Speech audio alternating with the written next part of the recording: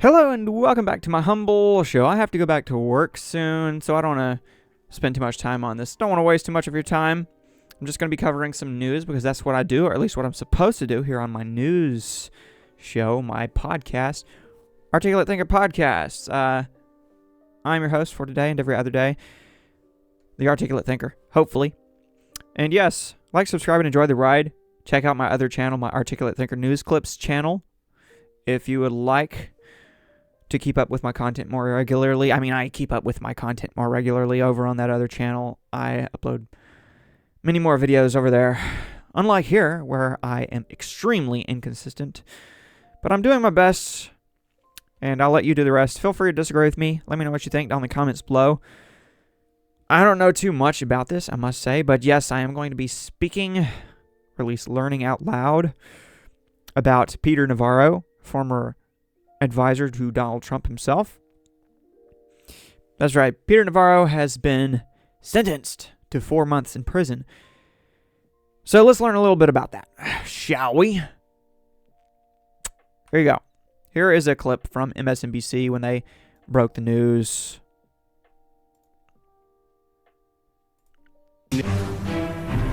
We have some breaking news. We have a sentencing in the Peter Navarro situation at the federal courthouse. Of course, Navarro accused of defying the subpoena of the January 6th Select Committee. Ryan Riley outside the courthouse right now with the news of that sentence. Ryan, what can you tell us? That's right. Peter Navarro was sentenced to 4 months in prison. That is just short of what prosecutors were seeking. The mandatory minimum here was 1 month, so the judge went beyond that. And Judge Mehta told Navarro that these were circumstances of his own making and that he was not a victim of political persecution here, pointing out the fact that you had the White House Chief of Staff, Mark Meadows, who actually had his lawyers deal with the committee, who was not charged in this case, that there were circumstances that the Justice Department made a decision because Navarro had just so defied either returning records or appearing for testimony during this situation that this was deserving of a 4-month sentence. The 4-month sentence matches what Steve Bannon got for the same circumstance, but Steve Bannon has not actually served that 4-month sentence yet because that is still on appeal. You can expect the same from Navarro here, so not going to be something where he's going to have to instantly report to jail, but that 4-month sentence is going to be hanging over his head, Ryan. All right. Something about not hating each other on this picket sign in the background. Not all of the picket signs in the background were that mild in manner. I'll play a couple of clips of Peter Navarro speaking for himself after the announcement was made. He is not serving any time, at least in the immediate future. These things take time, and similar to his case is the case of the likes of Steve Bannon. If I'm not mistaken, he was sentenced to a certain number of days in prison, and he has yet to fulfill that obligation, if you will, because, like I said, it's a process. So, yeah, the headline, or at least the caption from Real Mac Report here reads, "Breaking, former Trump White House advisor Peter Navarro sentenced to 4 months in prison for contempt of Congress." Contempt of Congress, which reminds me that Hunter Biden just so happened to defy a congressional subpoena just recently, therefore being contemptuous of Congress himself. But will anything happen to him? Will there be a prison stint for him? Well, maybe because of his other crimes, which seem to be many, rather than few and far between, as in the case of Peter Navarro, though I don't know if he has a criminal history. I'm not sure. I don't know much about his history, his personal history. As for his political history, yes, he worked for the Trump administration. Therefore, many people believe just by default of working under Trump, you deserve to go to jail. That seems to be the case. I'm not placing any ill will or anything like that upon the judge, but it does seem like the judge went above and beyond in the sentencing, above the minimum required. 4 months, you might say, isn't all that much, but hey, if you're not doing the crime, then you shouldn't do the time. And how much of a crime is contempt of Congress? That is what I want to know, because it seems to be an inconsistent standard, if you ask me, between he and, say, Hunter Biden, once again. So, yeah, that's that. Moving on to a clip of Peter Navarro himself speaking on the matter, with the less loving picket signs in the background. Lock him up, one reads. And there is some screaming, some chanting. It's hard to hear what he's saying. I believe this sort of thing happened last time he spoke up, he spoke out. There were people in the crowd trying to be louder than him, as there typically are these days. This from Simon Atiba. Who are these activists who are always ambushing Peter Navarro outside the courthouse?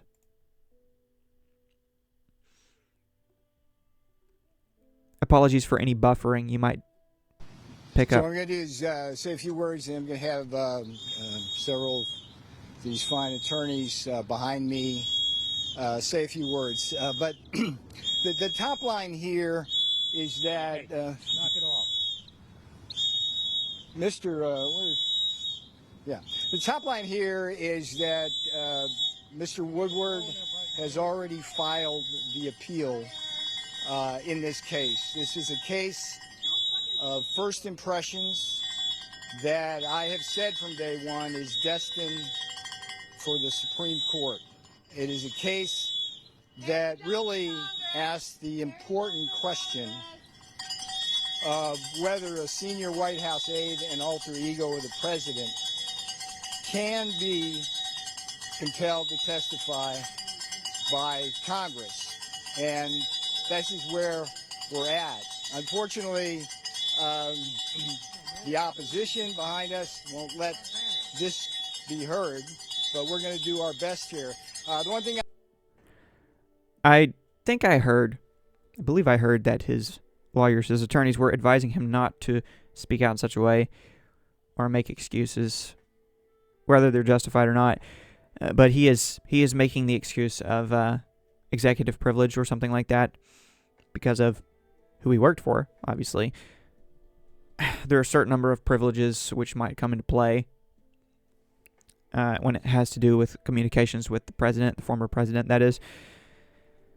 But I don't know. It appears that he's not going to win this one. Although he is going to be appealing it, just like Steve Bannon, which is why it's a process and therefore it takes time before the sentencing actually goes into effect. Correct me if I'm wrong on any of that. That is my understanding of what is happening. But yes, interesting picket signage in the background. Peter Navarro is a liar.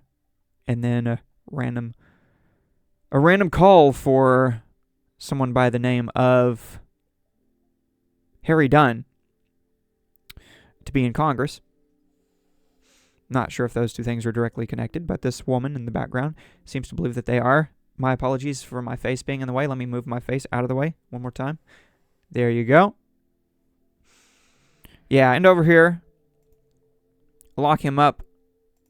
That's what the sign says. Justice delayed is justice denied. Okay.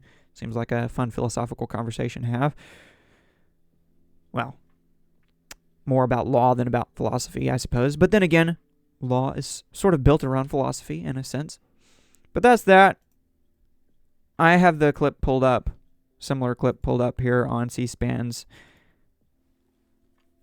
X account here. Following his sentencing, Peter Navarro speaks to reporters.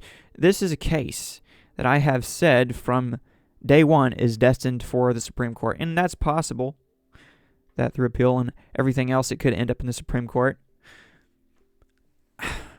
I'd say in part because of the inconsistency in the application of standards, but what is the precedent in this case, you might wonder? Well, it depends on whether you want to correlate and compare him to Hunter Biden or, say, Steve Bannon. Not fair treatment overall of one or the other, I'd say. But then again, I'm not exactly simping for any of these individuals. I don't care for any of them. I don't even care for Peter Navarro, so I'm not just sitting here trying to defend him. I'm just saying I hope that the people making petty statements in the background about justice. I hope they consider that their bias comes into play, and that's precisely what's not supposed to come into play when it comes to determining what justice actually is. So, I'm one of the mind who thinks that if you do the crime, you do the time. It's just that this is one of those loose around the edges type of things, where some people seem to get off scot-free, others not so much. But here's this clip. There might be a little bit more context to it than the other one. Again, sorry for buffering. The top line here is that Mr. Woodward has already filed the appeal in this case. This is a case of first impressions that I have said from day one is destined for the Supreme Court.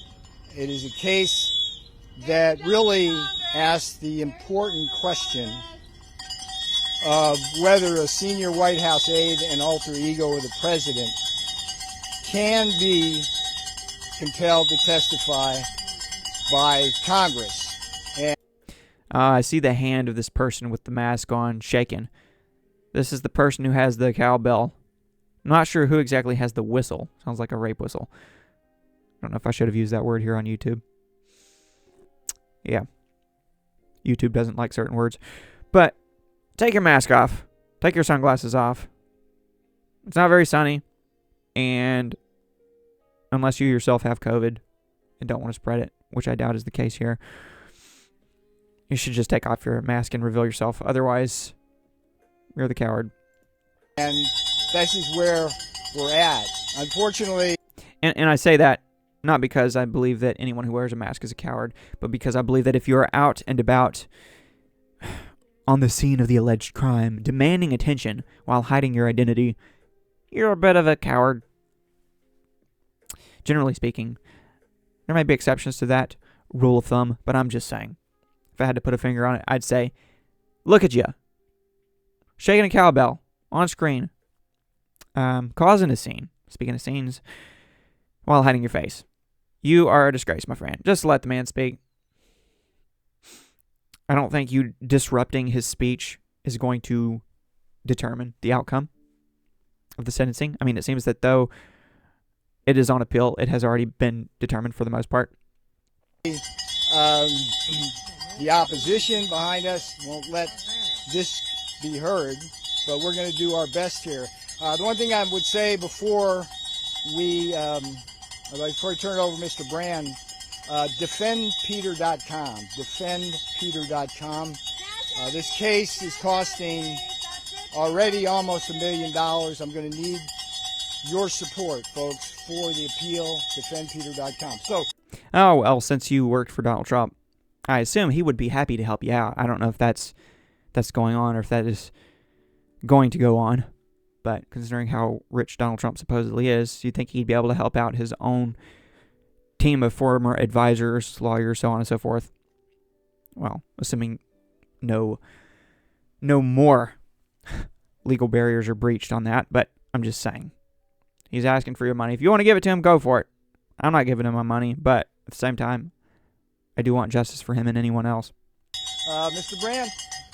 Yeah, well, I would just say this case is now teed up for the Court of Appeals. Judge Maida himself recognized this was a serious constitutional issue. For the first time in history, he held an evidentiary hearing on whether the privilege was properly invoked. While we disagree with him, we think there's a serious question here that the Court of Appeals will resolve, maybe the Supreme Court.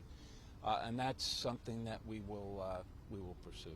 This woman in the background wants to make sure everyone knows that Peter Navarro is a liar. Did you see the associate there shoving her hand out of the way?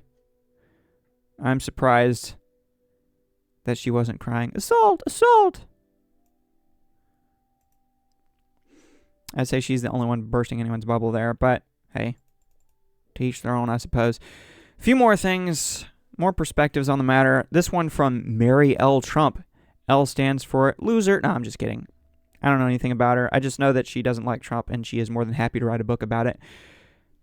By Trump, I mean Donald Trump, who is her uncle. So what she says here, breaking news, ex-Donald advisor Peter Navarro has just been sentenced to 4 months in prison for ignoring his January 6th subpoena. The judge delivered a sharp rebuke. Let's make clear, Dr. Navarro, you are not a victim. You are not the object of a political prosecution. These are circumstances of your own making, U.S. District Judge Amit P. Mehta said. This proves once again that nearly everyone who holds water for Donald ends up broke or in prison. That's what Mary L. Trump says. And she was quoting the judge there, the district judge. So again, that could be fair to say if you're just going to say it against or about everyone who breaks that particular rule, who breaches that particular barrier in regards to contempt of Congress, so to speak. But yes, this has to do with the January 6th committee, which, take it or leave it. That's what I have to say about that. If you ask me, it's just a bunch of partisan hackery. They didn't exactly conduct themselves in the most professional way. They also destroyed some evidence, if I'm not mistaken. January 6th committee, that is. Very partisan indeed. The Democrats and rhinos, as some would call them, who are on that committee, who are all anti-Trump, and therefore were not exactly objective when it comes to justice.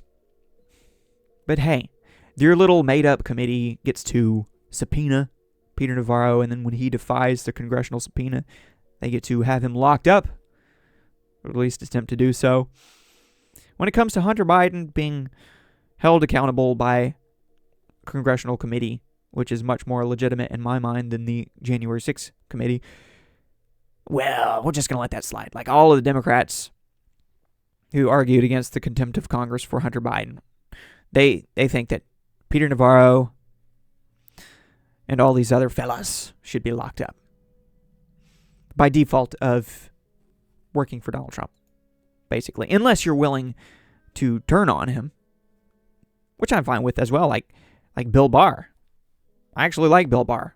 Most Trump supporters absolutely hate Bill Barr. I don't. I think he's just fine. He's not getting himself locked up. He has given testimony which has benefited the Democrats and the quote-unquote rhinos. But hey, he's not out there just making anti-Trump statements that are based purely in anti-Trump bias. Keep in mind that I'm not even planning on voting for Donald Trump, so I'm not taking a side here. I'm not trying to ride the fence either. I'm just trying to call it like I see it, and I'm tired of people running in one direction or the other to its extremity. Here's what Julie Kelly has to say, the opposite end of the political spectrum. Peter Navarro sentenced to 4 months in prison by Obama judge Amit Mehta. So, yeah, obviously, somewhat interesting that the judge was appointed by Obama.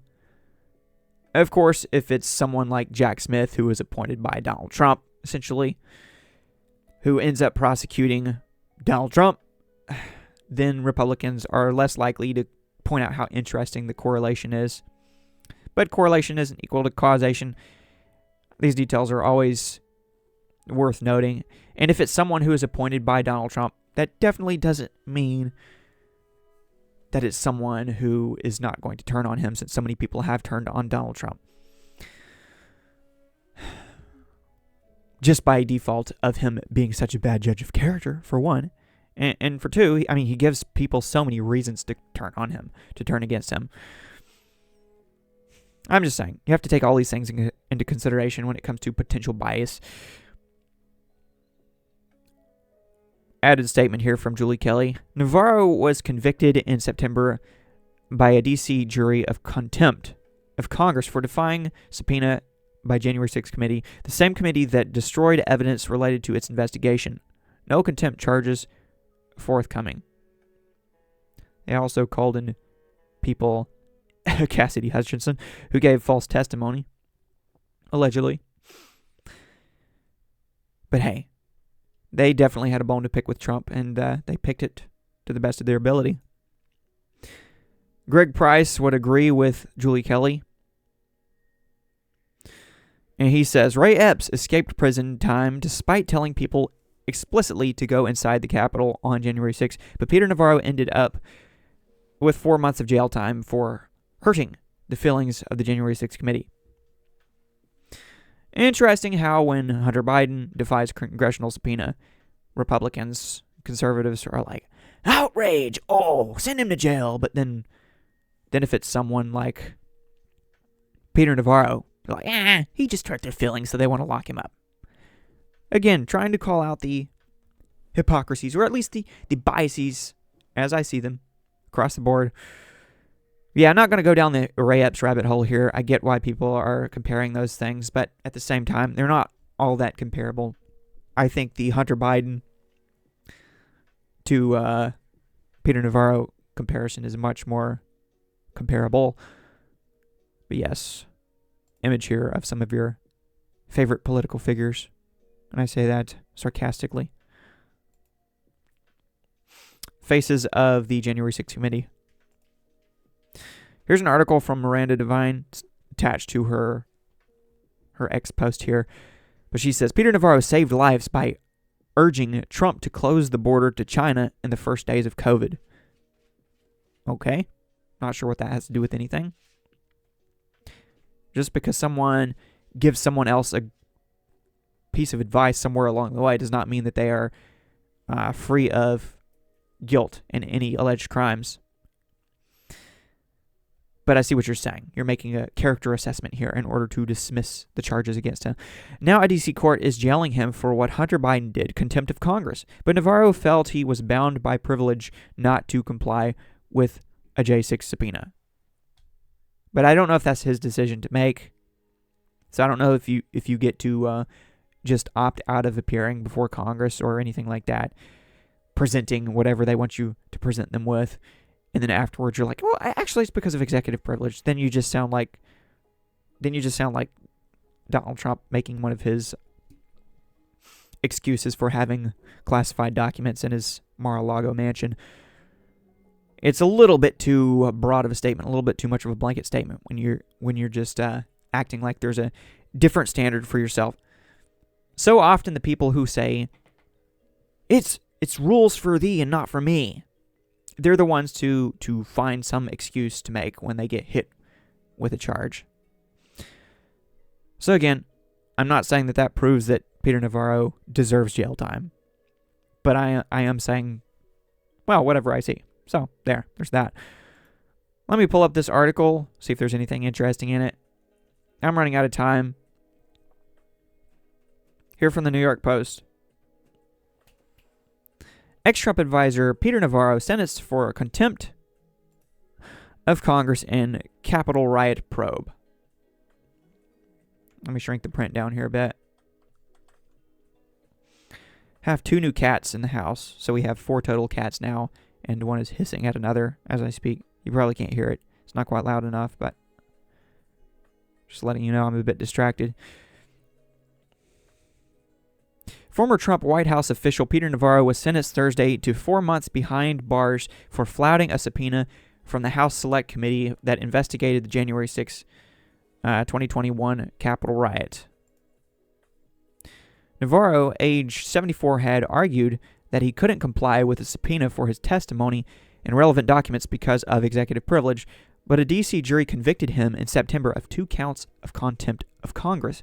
I haven't heard a word of contribution from Dr. Navarro since this case began, U.S. District Judge Amit Mehta said before imposing the penalty, including a $9,500 fine, a detail which I hadn't yet mentioned.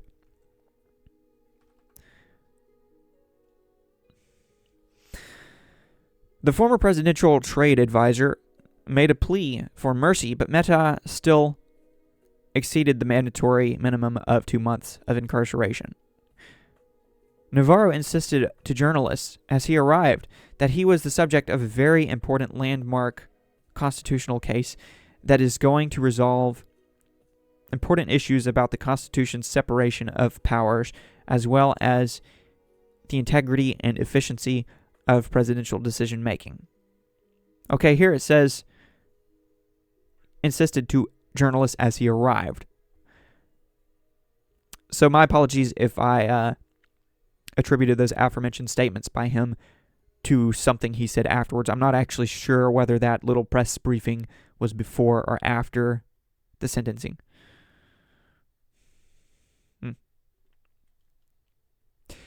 After the sentencing hearing, Navarro, who was not immediately remanded to federal custody, said that he believes the Supreme Court should hear his forthcoming appeal. Okay, there it refers to him speaking afterwards, so I'm guessing that's what that was, but I'm just not sure. I don't want to mislead anyone. The same courthouse will host former President Donald Trump's trial over his challenge to the results of the 2020 election ahead of the riot. The case is expected to begin later this year as the 77-year-old ex-president seeks a second non-consecutive term against President Biden in the November election. Navarro, who was well known for advocating tariffs and a tougher economic approach toward China, was Trump's director of the White House Office of Trade and Manufacturing Policy and left the post 2 weeks after the riot that disrupted certification of Biden's victory in the Electoral College. He said, "I'm out."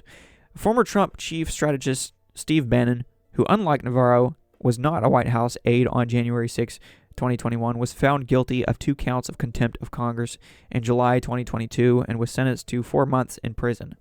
Bannon is free pending an appeal, like I said. Navarro said he unsuccessfully attempted a late about face, but only after the House voted against him. And I have heard that Hunter Biden has made a bit of an about face and is now agreeing, if I'm not mistaken, to testifying in a closed-door deposition before Congress. I'm not 100% sure on that, but that's after the fact that he defied congressional subpoena. "I reached out to the Justice Department. I offered them a possible way forward," Navarro told reporters after he was arrested by the FBI in June 2022. "They responded with effectively the same kind of thing you see in Stalin's Russia or the Chinese Communist Party." I mean, he's speaking from firsthand experience, personal experience there. But at the same time, he has every reason to exaggerate it, so I'm not going to pretend that there's no possibility that he's going to do that.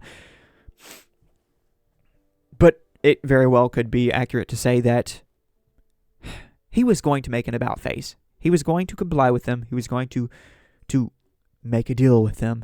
But at the same time, he doesn't really get to write the rules. Fair or unfair, you don't really get to say, "Oh, I'm going to defy this. I'm going to defy that." Just like Donald Trump didn't really get to defy the Justice Department in their pursuit of the aforementioned classified documents in his Mar-a-Lago mansion. It's basically obstruction. Obstruction against Congress in this case. The case was brought by the Office of U.S. Attorney Matthew Graves, a Biden appointee whose team declined to prosecute 2 other former Trump aides whom the then Democrat-controlled House voted to hold in contempt, at least for the time being. Former White House Chief of Staff Mark Meadows and Trump social media director Dan Scavino were not charged, in which Judge Mehta said undermined Navarro's claim that the prosecution was politically motivated. Yeah. Just because you don't go after everyone does not mean that it's not politically motivated to go after anyone particular. Why does everyone exaggerate everything? Joe Biden's not responsible for your prosecution, Mehta declared at one point in the proceedings, according to Politico. I mean, his Justice Department, even his Congress, for that matter. Keep in mind that Joe Biden said not too long ago that his positions are the Democrat Party. He represents the Democrat Party. So, they're going to be like-minded. Not saying everyone who is a Democrat belongs to Joe Biden. I don't actually agree that he represents the positions of every Democrat, but, when it comes to the federal government, they're kind of walking hand in hand. Whether it's the argument about how they're the uniparty and they're ultimately all members of the establishment, aka elite, aka deep swamp. I meant to say deep state and swamp, but that works. Deep swamp. But hey, people are going to make whatever argument's most convenient for them. Graves has taken heat from Republicans in the meantime for failing to bring charges in many conventional criminal cases. His office uniquely prosecutes both federal and local crimes in D.C. and didn't pursue charges 67% of the time following arrests in fiscal 2022 and 56% of the time in fiscal 2023. The prosecutor has blamed issues with certification at DC's crime lab, but critics note that violent crime has soared in the nation's capital, which recorded an 82% spike in car thefts in 2023, a 67% jump in robberies, and a 35% bump in murders. In case you like numbers, there you have it.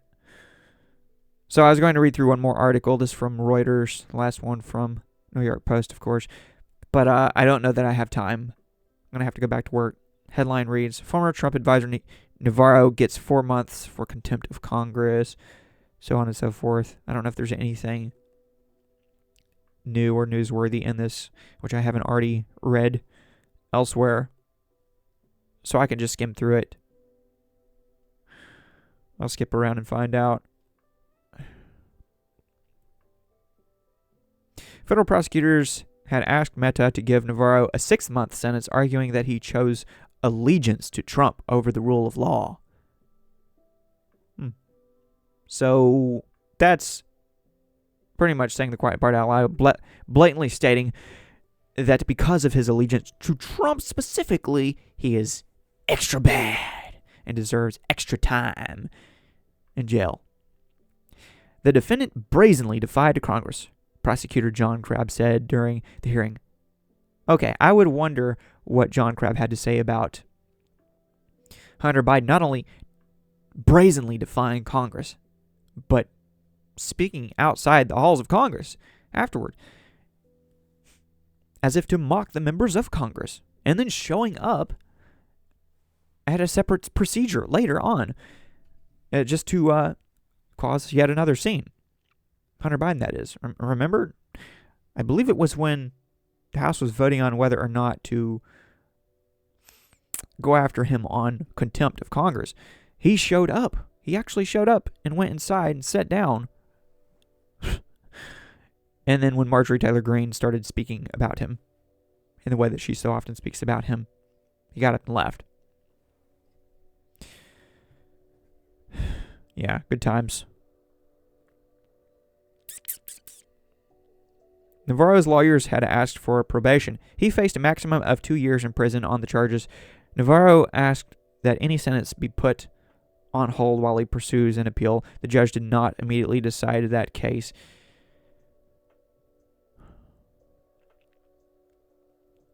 And sorry, I don't have any more time to spare here. I said I wasn't going to waste too much of your time. I feel that I already did that 30 minutes into this. Hope we've learned a little bit. Like I said, learning out loud here. I'm going to use this for a thumbnail for my show, for my video.